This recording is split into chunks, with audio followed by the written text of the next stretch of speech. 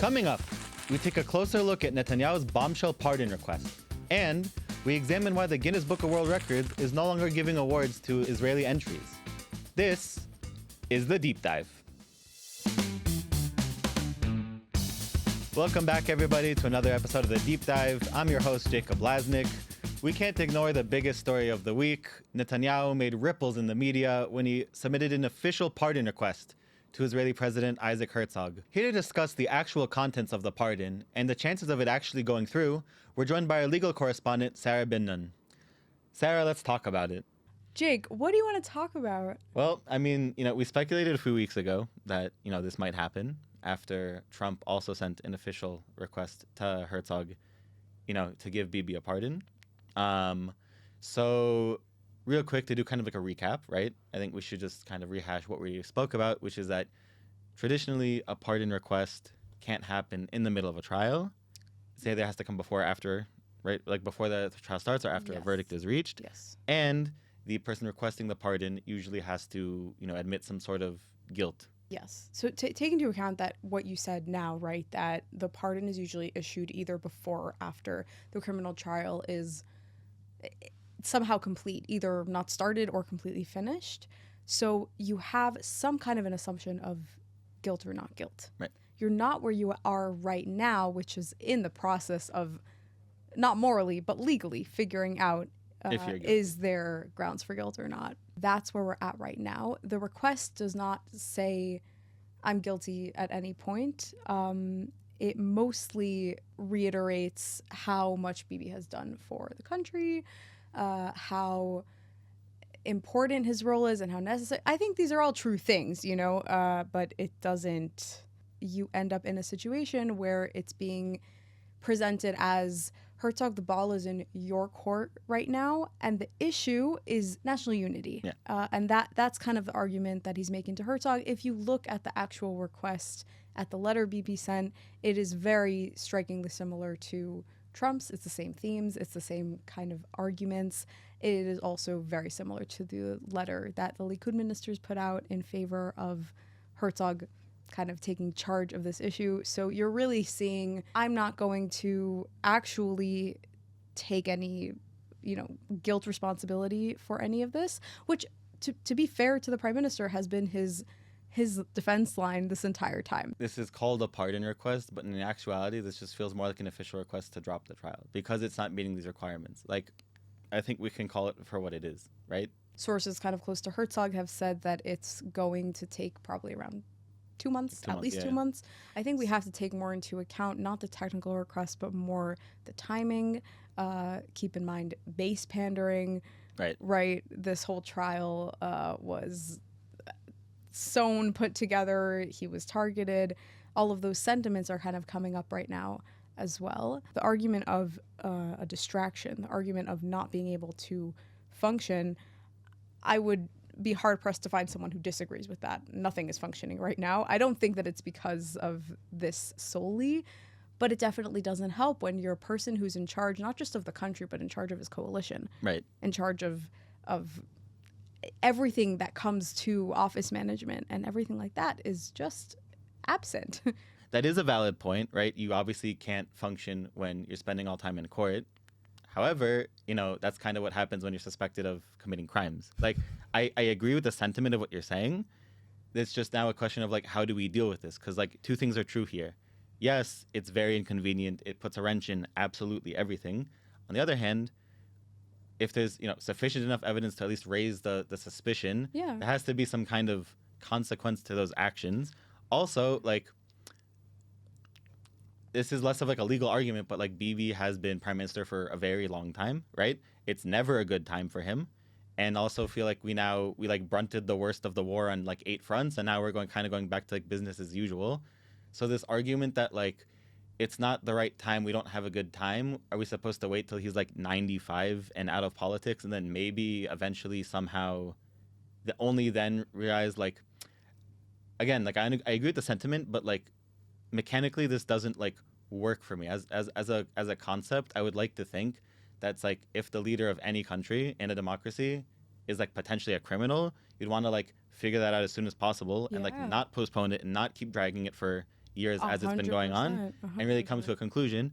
And if your findings are that this person is in fact a criminal, then like get them out of office. I really, first of all, personally, I agree, and I think the moral thing to have done.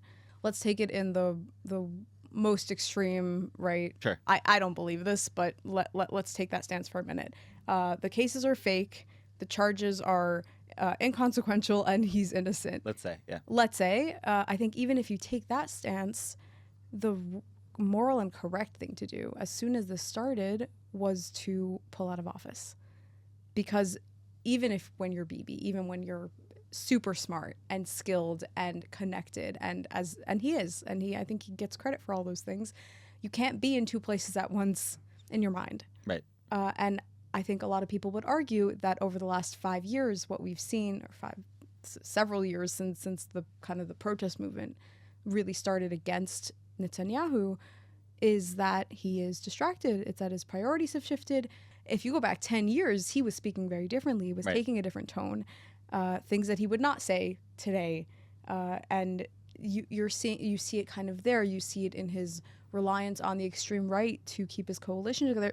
You're kind of seeing this desperation that I think, I don't have the background to say this, but I think a lot of people would say it's because of this desperation that he is in, that he feels chased. And so it puts him in a situation where he has to go to extremes like this.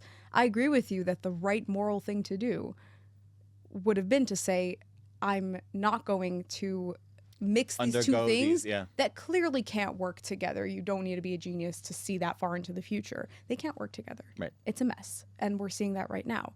So I'm going to pull away, deal with this, and come back a winner.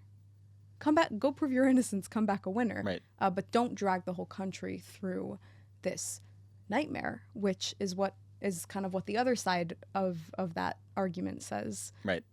You had the power to do this differently. And as a leader, you failed your people in that regard because you ended up putting an entire nation through this messy divorce. This really, exactly, a messy divorce. You have these voices on both sides harming themselves, I suppose. Or harming like the correct process that will actually sort everything out. Exactly. And you keep in mind also we're heading into election season. We're getting there. Everything that comes out, this is the right rule of thumb for right now, everything that comes out of any politician's mouth for the next year or so is with elections in mind. Is with elections in mind, and we cannot ignore that. Yeah. I mean, Defense Minister Katz even said, on the day that this request came out, that, the pardon must be granted because Israel's security situation is as complex as ever, which is a very peculiar thing to say. It's tying a lot of things together. After we've brought back our fronts from 8 to 1 and assuring that, I don't know. That was something that struck me as like, oh, okay, this is very, election oriented, very, politically coded, et cetera, et cetera. And then I think there's another argument that I hear a lot, which is just about, because I hear it from the Knesset basically, which is given all the incredible things that Israel has done in the past 2 years during the war, and he's this war hero, because it's also cited by the Likud ministers, it was cited by Trump, that, Bibi has achieved all of these great victories for Israel over the past. Broke the evil of axis of evil, exactly. Right. So I think those are like the three main arguments that like are being said about why this pardon should be granted. I want to go back to the first argument, right, which is about justice and the rule of law. I think there's a bigger precedent here that isn't specifically related to Netanyahu. Again, if this process was, seeked before the trial, right, or if he was going to say, I'm going to step aside, or something like that actually shows sacrifice on his side, right, on the side of the accused. Because I don't even want to tie this to him specifically. Like the side of the accused, I think would be having a very different conversation. Because if this had happened sooner, you're saying it would happen sooner, or he was going to step aside. Or I will remind, just as a parenthetical comment, that there were 1 to 2 attempts at a plea bargain. Right. And there's reports of one currently right now to see if Exactly. Right. So that's, I think, a completely separate conversation. Because you'll hear today that the coalition, everyone's saying that, by going for this plea bargain, by this pardon request, he's giving up so much. But, like, really, he's not. He's not really losing anything here. He's kind of getting everything he wants here. He hasn't had to give up anything. He hasn't admitted to... I think he would say, right, meaning... Other than the opportunity to prove his innocence, which, let's be real, I think he would much rather prefer not going to trial 3 times a week. But although whatever. I will say that when this all started, he said, I've been waiting to say my truth for 8 years in court, he did. right? Exactly. Yeah. But again, and I'm not trying to keep this specific to Bibi, but if this kind of pardon is granted, where a prime minister can be pardoned without admitting guilt, without stepping aside, strictly on the sheer basis of unity and like public pressure, I think that sets a terrible legal precedent. It's really where any dangerous. prime minister of Israel can do whatever they want as long as they have enough popularity or as long as the population is in shambles enough. I think that's a kind of line that if you cross, you really start to backslide out of democracy. You don't go back. Yeah, I think that's and I don't think people talk about it enough. I don't think people consider it enough because they're so focused on like the right now. I think it's a great point. I think this is like a very dangerous area to go into. And so when you talked about the other issues and like where does this lead, I think this leads to terrible places. As in, if we go back to the judicial reform years, which I know that was, at this point feels like a lifetime Ages ago. Yeah, it's like who even remembers whatever. But there was discussions when they were talking about the judicial reform and will this be abused? And, people in the government were saying, no, this won't be abused. This is for et cetera, et cetera. And then like shortly after that was raised, Ben-Gvir said, and this is like a paraphrase, but like of his quote was like, when the reform is passed, I will abuse it. So there's this worry that we're in a place that if this legal precedent is set, we're going to start seeing a bunch of less than preferable actions by our government who will then try to get out of it by saying, oh, but the public is behind me or the public is in shambles and let's just move on. So that's my feelings towards it. I don't know your feelings towards it, but like I think there's a big picture here that's like really in danger. No, I agree with you that I think the broader implications of such a decision are way beyond Netanyahu. And again, if it was a Netanyahu's plea bargain or trial. something else, different conversation. I'm talking about this pardon in its current form. Yeah. I mean, I also think that what the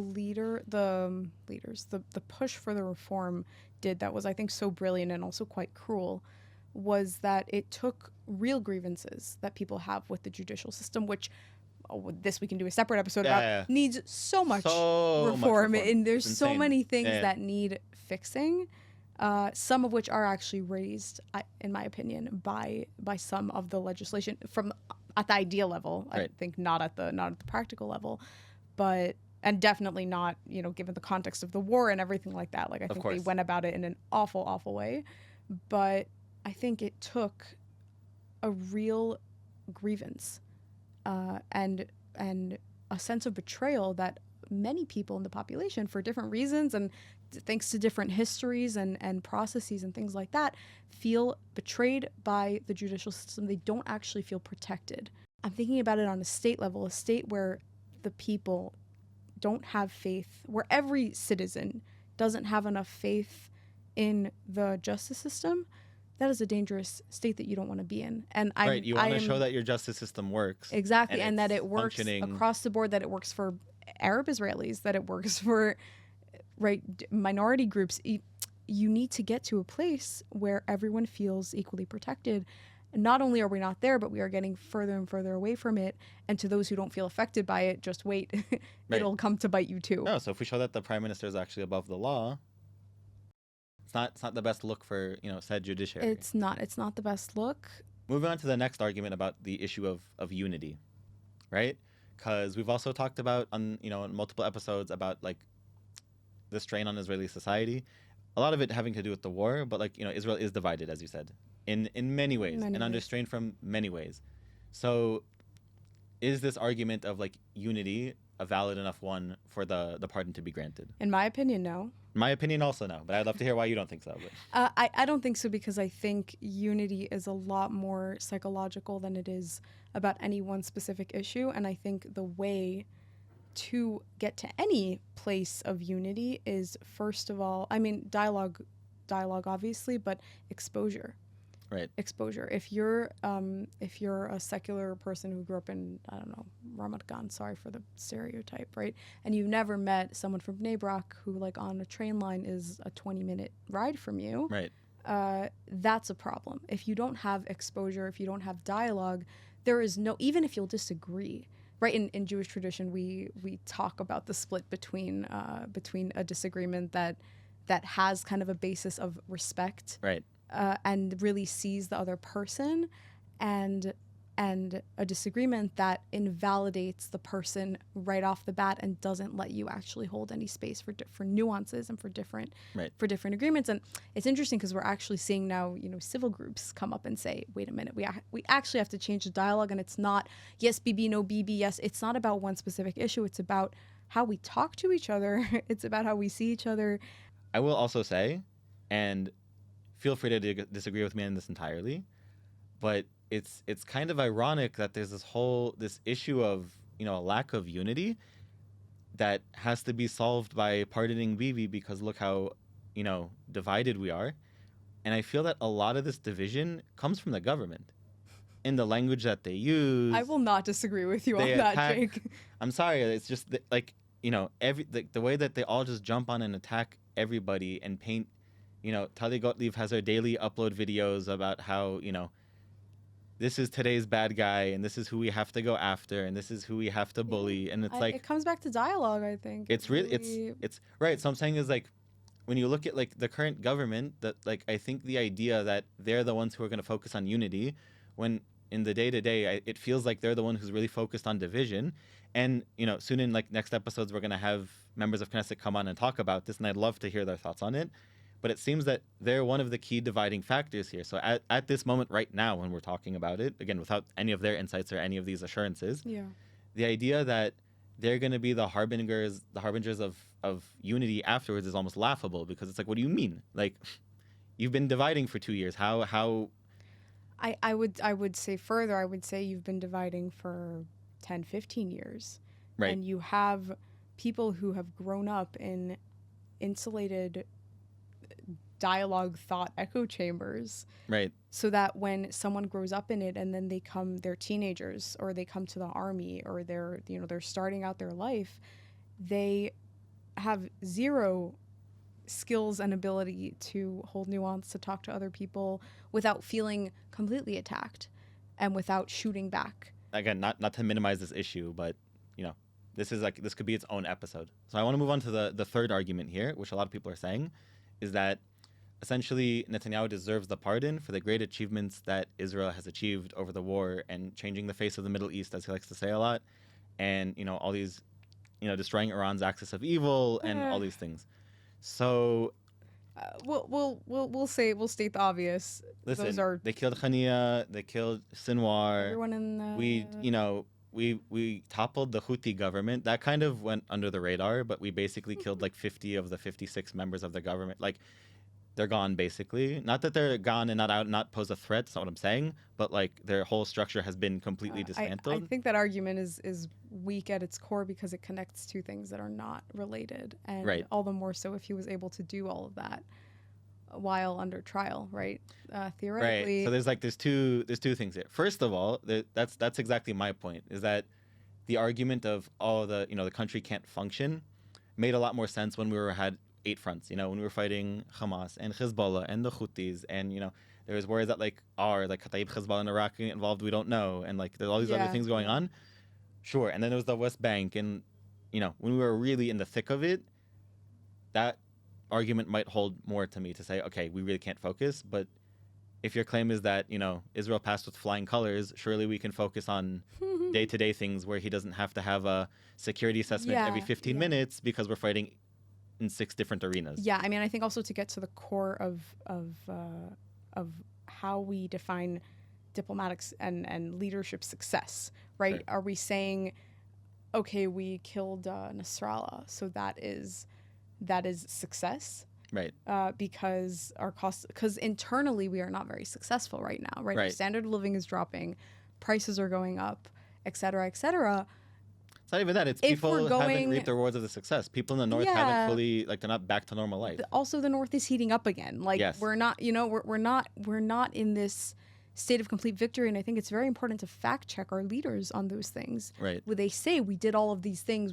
Yes, those are great achievements. But did they lead to the thing that you are now saying is the reason you have to cancel the trial for. Right. Are you going to then focus on actual boring internal issues that affect people's daily lives, like transportation and land taxes that are going up, right? Right. Are you actually going to focus on those things? Because I haven't heard anything of that kind of promise, internal politics I could also talk about for ages. I think if we're strictly talking about military, as in like, is Israel safer and is it because of Netanyahu and stuff like that? I think it's very it's very reminiscent at best of kind of what's going on right now in Gaza. You know, Trump came to Israel, he spoke in the Knesset, he declared victory, it's over, I've achieved peace. And then every day we're like, is it going to fall apart? Nah. I think it will be okay in the end, but clearly it's too early to tell. Clearly we're getting ahead of ourselves in a lot of ways. That's a great point. It's important to note, at the time of filming, Gvili, the last remaining Israeli hostage, the last remaining hostage in general, is still in Gaza. And until Hamas returns his body, we can't even move on to phase 2. So I do think this is very just like reminiscent of how we like to get ahead of ourselves and talk about how things are done. So that's one thing. Into this question about these great wartime achievements and is Israel safer? So a few things. I would argue that Israel is objectively safer than it was before. I do think we're not at this great place that we think we are. But also, if I put all that to the side, the real question is here that like we really need to be asking ourselves is like, is it Bibi's achievement? Did Netanyahu achieve these things? And when I think about that, when I go down that line of thought, it's very laughable because, you know, I don't understand how all these great military successes, right? And everything that happened in Iran and completely dismantling their air defense systems. And the Mossad had like a drone factory within Tehran and like no one knew about it. And the Beeper operation in Lebanon, right? And killing all of these Hamas officials in Gaza and really, you know, absolutely like dismantling their command structure and all of these things, which obviously have a lot of moving parts involved from a bunch of different security agencies. I don't understand how all of that can also still be attributed to Bibi. And then when we talk about what happened on like the worst security failure of the history of the country, right? October 7th was essentially a modern day Holocaust. Somehow he is like recused from all of that. We haven't even talked about how like there isn't even a probe yet. So we don't know how culpable or not culpable he is. So the fact that we can say that wasn't him, but this is all him. Look how good he is. Let's give him a pardon. I don't understand how that's a genuine argument. But that's me. I would love to hear your thoughts. I think, listen, some things do need credit where credit is due. At the end of the day, nothing. Absolutely. All of those things you mentioned. I don't want to diminish. Lebanon, et cetera, et cetera. Nothing moves without his 100%. His stamp of approval. So that, I think, does need to be said just as a baseline. I very much agree with you on the argument. I think that's what people are saying, and that's really what they're trying to do. They're trying to say, well, those things kind of overcompensate for the rest of it. And that's, by the way, what a lot of bereaved families are saying. You're not going to win. You're not going to succeed in tricking us like that. The battle in Knesset right now to form this inquiry. Like, right. And it's been 2 years at least. Yeah. Right. And there is no official inquiry. And what's so laughable to me as well is that at the beginning, after kind of the initial vow of silence had been broken by politicians, a lot of them said, we will do a classic commission of inquiry, where we'll just lay out the differences. In a classic commission of inquiry, the members are chosen by the Supreme Court president. Right. So before this could be spun in any kind of chief Supreme Court president, Yitzhak Amit is against the government, we don't like him, we don't recognize him. Before we even got to the very explicit statements that like that, they were saying, yes, that is the right thing to do. That is the correct way to inquire. And that is traditionally how things go. Right. And then when you go to the base camps and you ask, now they'll all say the same thing. Right. It has to be agreed upon and trusted by everybody. I think these are valid arguments. Absolutely. I just think it's funny how it switched so fast. And yeah, I think you have to keep a really close eye. And when you're that kind of a leader who does so much, you get credit where credit is due, and you also need to be able to take responsibility when things get messed up. You can't just blame everyone else when things don't work out for you. Like, you can't do that. Every other official, essentially, who was involved resigned, as in, the IDF chief, Herzog Levy resigned, Ronan Barge. Chiefs. And recently there was a slew of firings by the current chief of staff. But even the ones, they said, I'm going to help Israel get on top of this, but, then I'm out. And, I don't know. But I think to sum up in terms of the pardon, like where I'm personally left, and I know a lot of people agree with me on this, and I can't wait to hear members of Knesset talk to us about their thoughts on this and assurances, so that someone like me could be more forward, like this pardon. It just seems to me, to sum up, that if this pardon is granted, the trial will stop. Israel won't be more unified for it because there isn't any semblance of efforts to unify the country, because the actual issues that are like splitting the country apart are being ignored or either inflamed more by the government. And this will be then used as like a tool to show that the inquiry is unnecessary because we all there's a consensus that he's a war hero, so it doesn't matter. I just also think it would be laughable that if an inquiry is finally eventually formed and it's found that Netanyahu is in fact very responsible for October 7th, that it would be laughable that that's part of the reasoning that got him the pardon in the first place. So that's how I see it right now. Not super optimistic about it. I don't think in its current form that Herzog should grant it to him, but that's my thoughts. How would you sum it up? I would say I think I see it more as a political move than a legal one, which is funny with the hat I'm wearing. But I do think it's more because there's nothing in there that is. I read it. In my opinion, there's nothing in there that's very, very substantial. It's a lot of arguments to Herzog to say why Herzog should do it. Right. Herzog is limited in his capacity to heal the wounds that exist in Israeli society right now. I don't think that this is what's going to lead to it. I think it might settle a specific score between two groups. Right. And this has dominated Israeli politics for the past five years since the indictment was issued.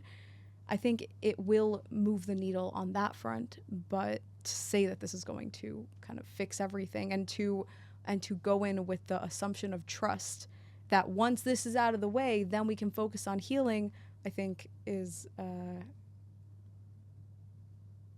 not true. Yeah, there's no other way to put it. We'll have to see. The next 2 months will be very intense. This isn't the last we'll be hearing of it. No, definitely not. The government also said that they will be obviously issuing more and more legal opinions for Herzog to consider, and Herzog said he will consider all of them.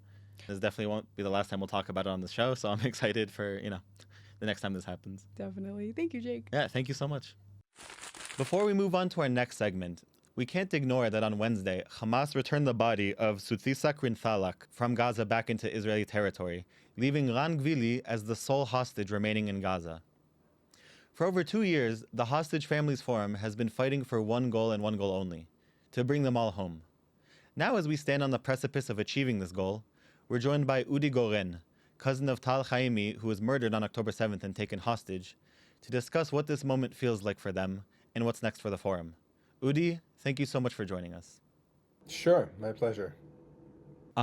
So, as you know, we have to talk about, we're now in a situation where there's only one hostage left in Gaza. So we really just want to hear, how you're feeling, how the forum is feeling.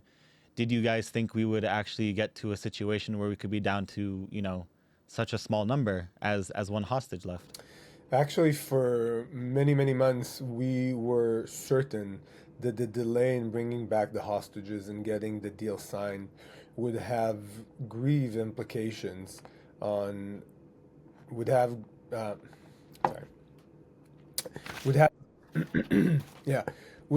severe implications on being able to find all the hostages. And I think that the IDF has done a tremendous job in gathering intel and making sure that they don't lose track of hostages.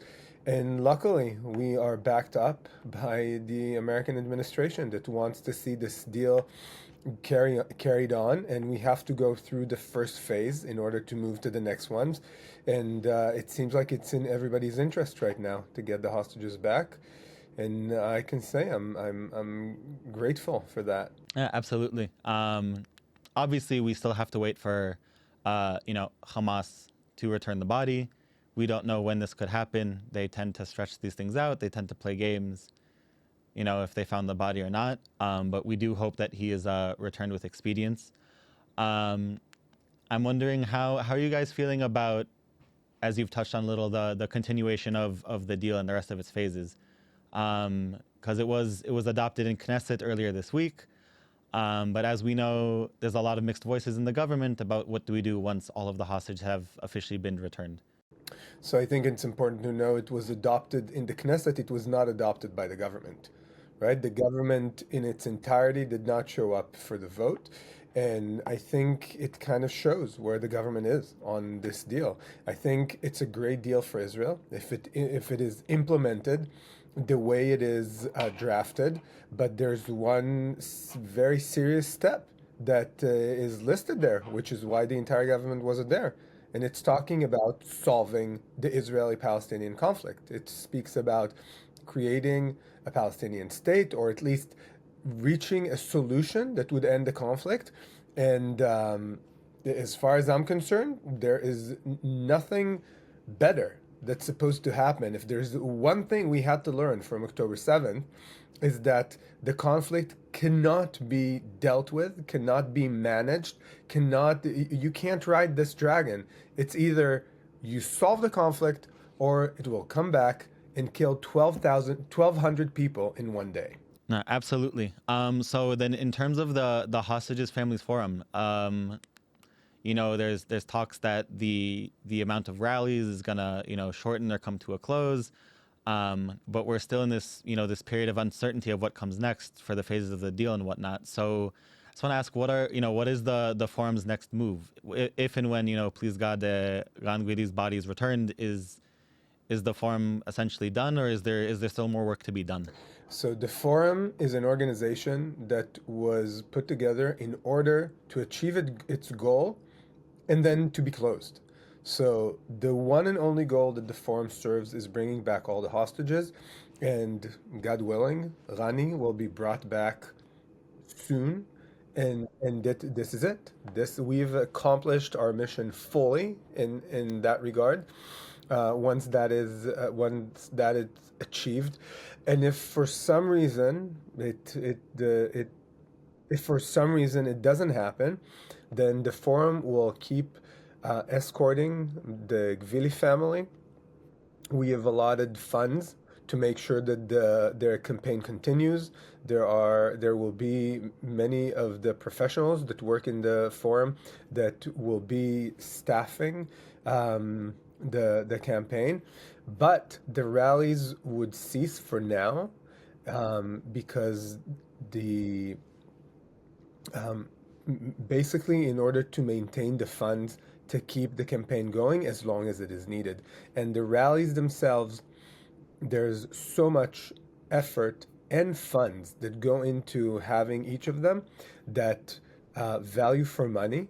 It's better right now that we're smarter about this, so we make sure that the Gvili family is not left alone in the long term.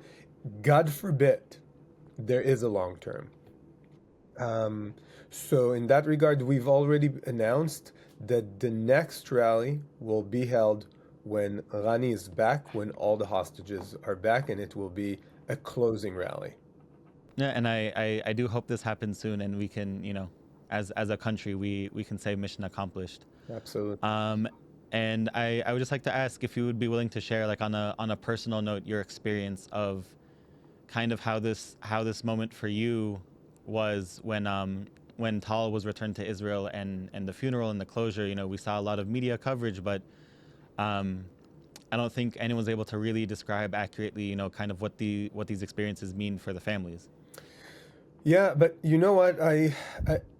So first of all, when Tal was returned, it was a huge relief, right? Because there was so much uncertainty. There was so much, as I've said earlier, we were not sure if all the hostages would be returned.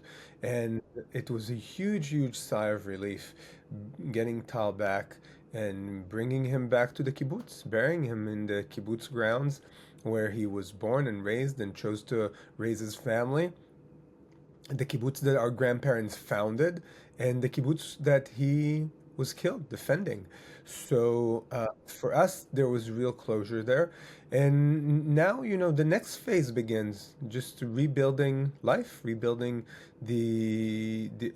creating a routine.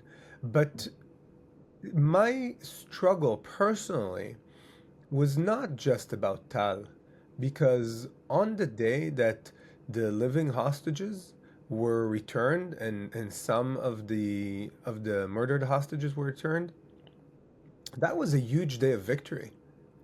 For 2 years, that's pretty much all I've done.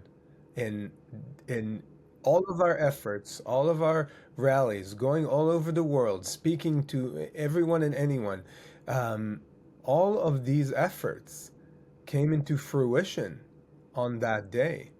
And this was not just a sigh of relief. It was there was a big shout out to our success. Our efforts paid off. Well, I hope as soon as possible we can see the ultimate payoff, and we can finally say mission accomplished after these over 2 years of seeing your guys' efforts. So I just wanted, I hope that we get his body back, Ran's body back as soon as possible. And I wanted to thank you for joining us, and also for the incredible work that you guys have done over the past 2 years. And generally, just I wish you guys the best of luck in rebuilding what's in store next. Thank you very much. I appreciate it. Thank you. Bye-bye. Moving on to Israel in the global arena, Guinness World Records appears to have stopped receiving entries from Israeli applicants. To discuss this further, we're joined by the reporter who broke the story open, our very own Diaspora Affairs correspondent, Mathilda Heller. Mathilda, thank you for joining us. Always a pleasure. What the hell happened? What the hell happened? It's always a good start. Yeah. So essentially, Guinness World Records, an organization that's been around for quite a few decades, it has transpired that they are no longer accepting submissions from Israel. And actually that this policy has been in place since November 2023, which is just a month after the October 7 attacks. Curious. And this transpired because an Israeli organization called Matnat Chaim, Gift of Life, which encourages voluntary kidney donations, is about to get their 2,000th voluntary kidney donor in the next couple of weeks, and have been planning an event in Jerusalem to essentially commemorate this achievement and take a picture. And I'm assuming is like a very big number if we're talking about. It's a huge number, and it's actually unprecedented. It's a record. Right. So they reached out to Guinness World Records in 2019 in kind of expecting this would be happening. Right. And then COVID happened. So everything stops. And they paid a deposit at the time of $800. And then this year got in touch again, trying to resume activity, and heard nothing back from Guinness World Records, not for months. And then finally get an email saying we're not accepting submissions from Israel. So yesterday I reached out to the organization, Guinness World Records, and I said, I need clarification on this. Like, is this true? And they confirmed that they are not accepting any submissions from Israel or the Palestinian territories. Now, they didn't clarify when I asked if they're using that to refer to what sometimes internationally is called the occupied Palestinian territories, or if they meant like the entirety, like Gaza and the West Bank.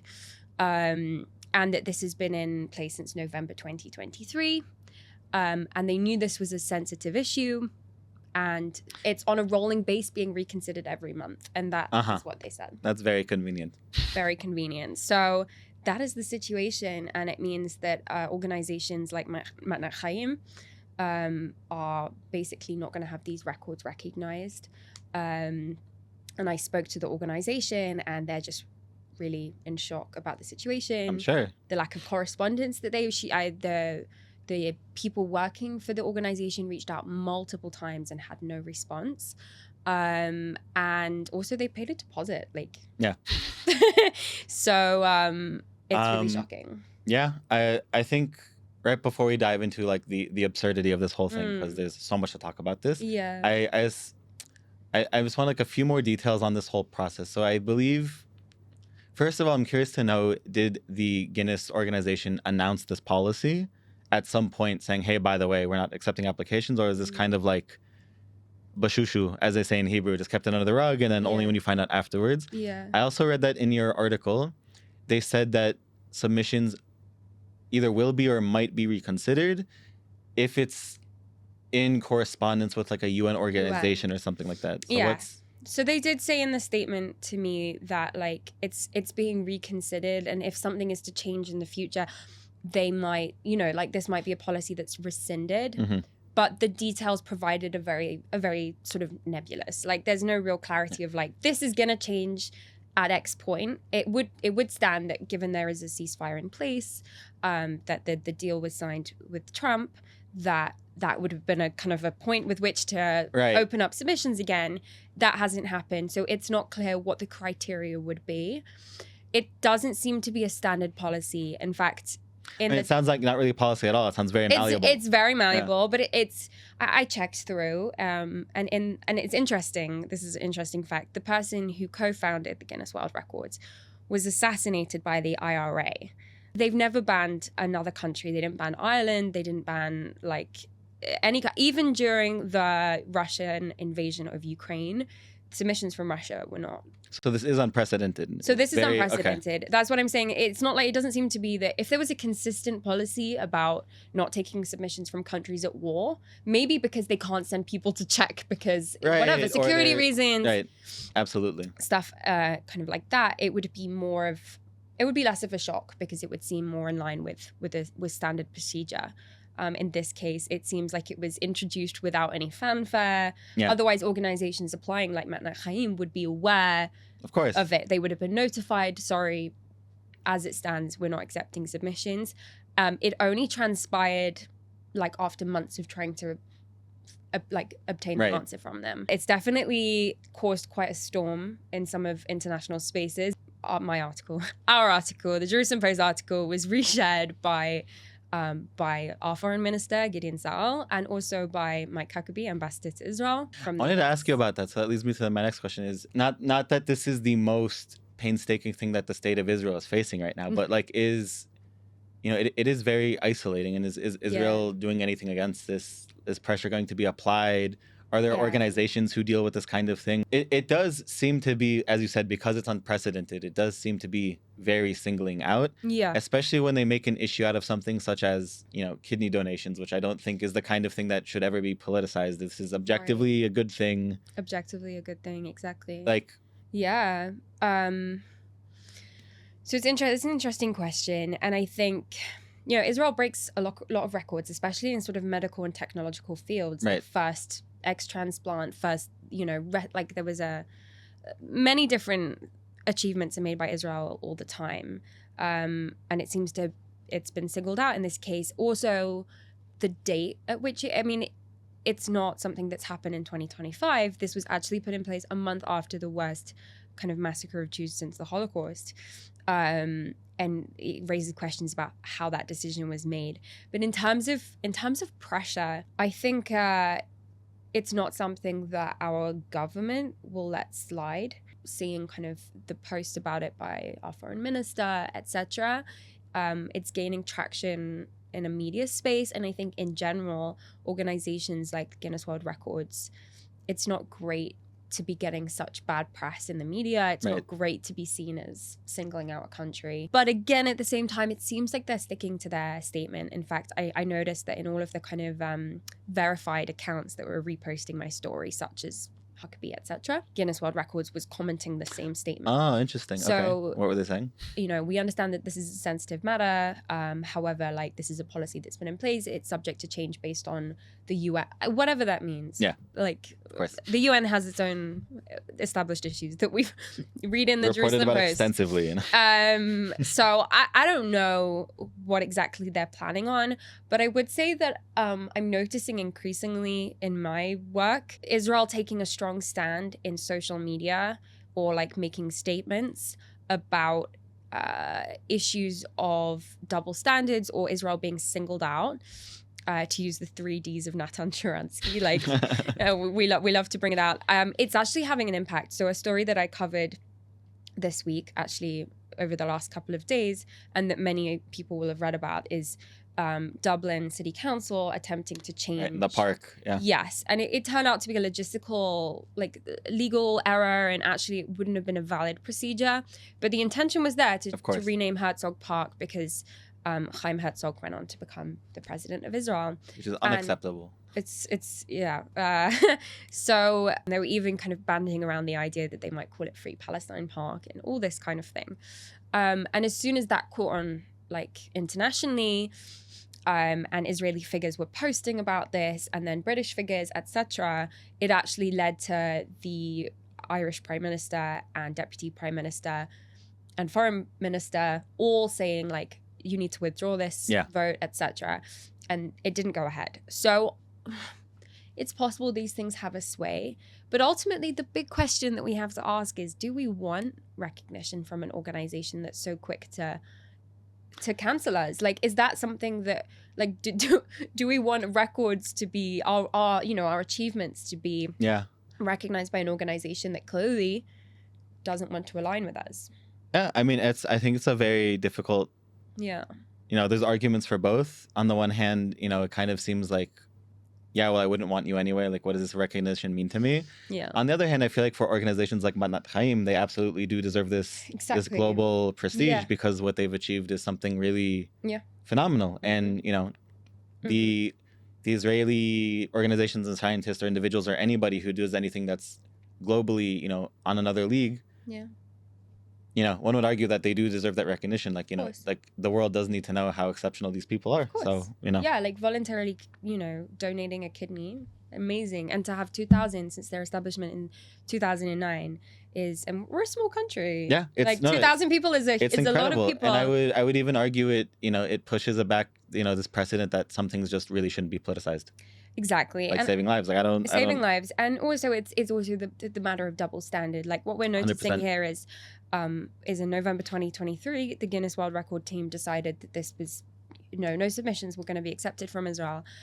And for us to see that and also see, that this didn't happen to China with the treatment of, the Uyghur Muslims. There's countless examples. It's so many examples over the last, the Guinness World Records is not a new organization. So over decades, to have this be the first one. Yeah.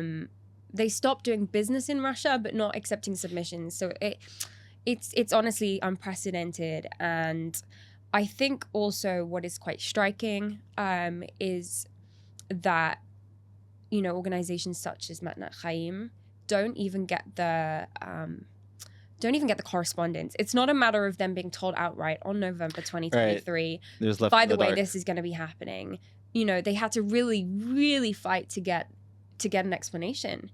And the first few email correspondence, which I was given access to, they didn't give them a reason. It was just like, oh, sorry, like, we can't cooperate with you at this time.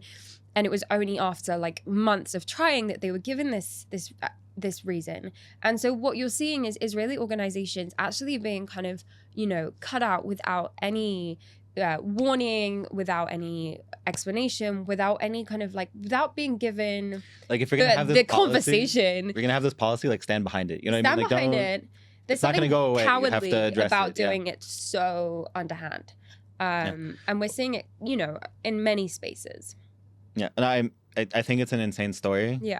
Genuinely. Obviously, I don't think this is the first example of an organization doing this, but it's definitely, a Guinness first. So now we have our own record in the books. I'm glad that you were able to kind of discover this and really, push this. And I hope that the attention will eventually lead to a change. With anything that I write, I if anything, want to put a spotlight on issues and then let things take themselves from there.